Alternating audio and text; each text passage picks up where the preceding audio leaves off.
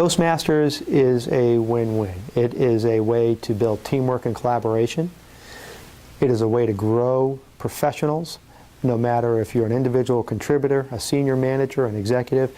It's a way to build skills that will help you anywhere in life, from preparing in advanced preparation for a meeting or a significant speech to actually getting up and delivering it.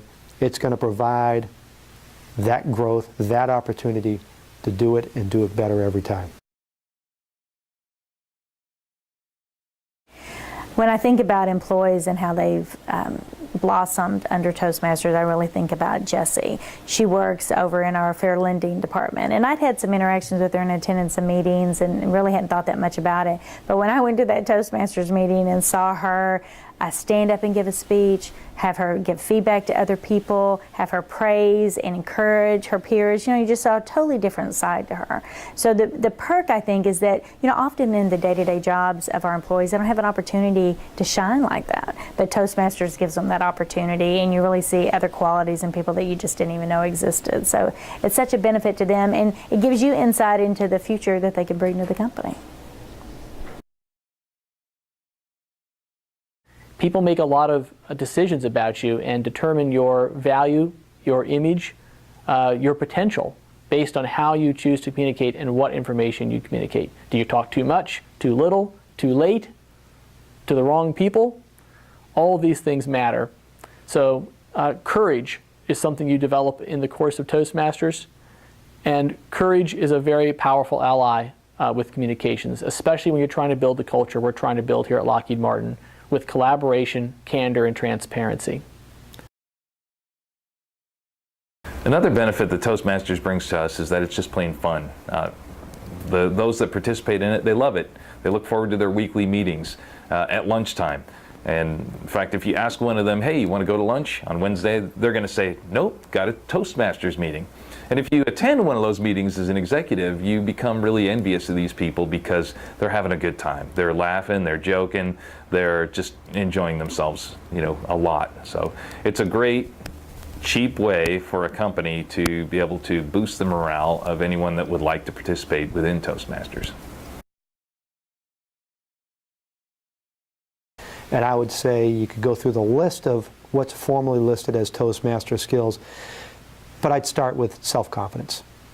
Self-confidence, the opportunity to give people the power to get up and voice their opinion or deliver information, and more importantly, understand the importance of doing the research and preparation before giving a presentation. And that comes through loud and clear in the speeches that take you through the competent communicator model.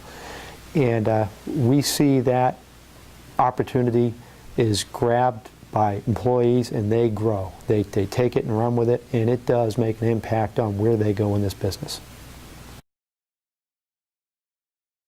Well, there's somebody on my own team actually in talent and org capability. We have a learning partner on the team named Clifton Theus, who's actually the president of Toastmasters here at Lockheed Aeronautics. And Clifton and I have had a chance to watch him for the last year and a half that I've been with the company, and it's been dramatic, the improvement that he's made. And it shows because he's moving to a new role.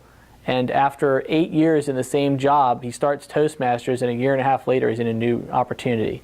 So it just kind of tells you the type of velocity that you can attain when you're developing skills that enable you to get noticed and make the right impression with the right group. People feel like you can handle it. To see Clifton come out of his shell, to see him participate and contribute in the big staff meetings that I have, to see him be able to think on his feet, because I like to test people, like a lot of folks, I imagine. I like to throw out those test questions and see if you're poised enough to come right back at me with an answer.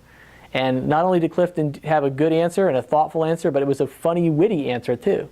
And I think that's the kind of thing that really gives you a chuckle, but also you walk away going, this guy's got something to him. And it makes a good impression. The whole team says, oh, he can handle himself. He can go toe-to-toe with the executives.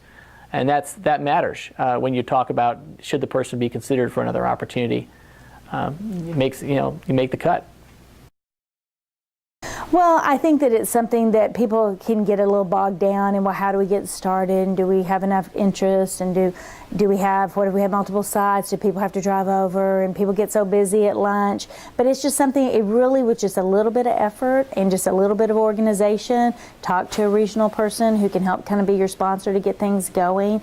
It's not a heavy lift to get it up and running. The key is to find a couple of people who are real believers in it and get them to help lead the charge, get a little bit of funding going on, and then it will take on a life of its own. It's very low maintenance from an administrative perspective once it gets up and running, but such a big, powerful influence for the staff who participate.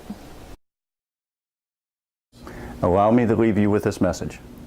Let Toastmasters be the conduit that raises your people in your organization to the company you want it to be.